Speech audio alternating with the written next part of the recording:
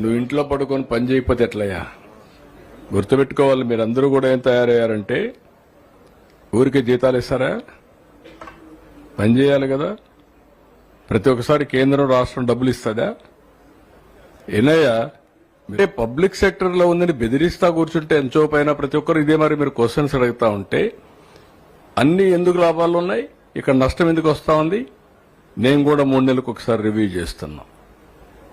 మీరు కూడా గుర్తుపెట్టుకోవాలి, పని చేయాలి. పని చేయకపోతే ఎన్నిసార్లు గవర్నమెంట్ ఎక్కడి నుంచి డబ్బులు తెచ్చిస్తామండి? ఇది ట్యాక్స్ పేయర్స్ మనీ కదా. ఇది ఎఫిషియన్సీ ఉండాల్సిన పని లేదా? ఆంధ్రుల హక్కు, విశాఖ ఉక్కు. మనం పని చేయకుండా దాన్ని వైట్ ఎలిఫెంట్ మారి పెట్టుకుని కూర్చుంటారు ఇంట్లో. పని చేయించాలి, మనం కూడా పని చేయాలి, కష్టపడక్కర్లేదు.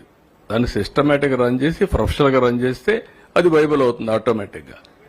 ఎవరు చెప్పారయ్యా నీకు? ఎవడు చెప్పాడు? బుద్ధి ఉండాలి. ఏం తీసుకోవాలి? ఏం తీసుకుంటారు? 12,000 కోట్లు ఇస్తే ఏం తీసుకుంటారు? నీకు వచ్చి మీ ఇంటికి వచ్చి చెప్పాలా నేను ప్రైవేటైజ్ చేయనని? ఎన్ని గంటలు చెప్పాలి? తమాషాగా ఉంది మీకు.